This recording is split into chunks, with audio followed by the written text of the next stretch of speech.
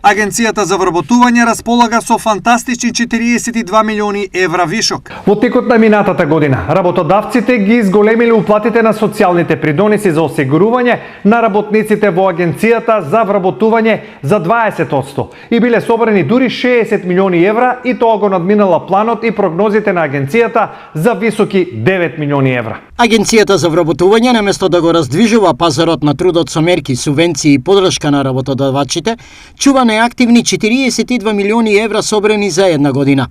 Вишокот на останати пари во 2022 беше огромен – 22,3 милиони евра.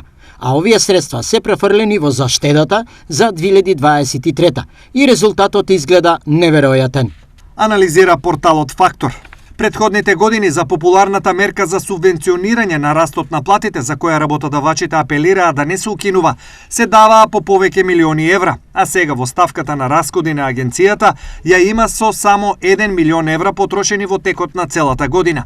Овие 42 милиони евра останале непотрошени и покрај тоа што државната помош од буџетот за агенцијата се намалила од 6,55 на 4,6 милиони евра.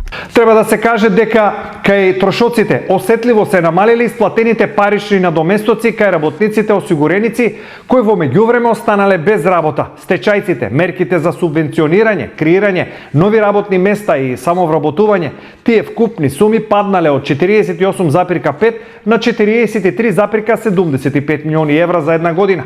Сумирано, АВРМ собрала 91 милион евра, а потрошила само 49.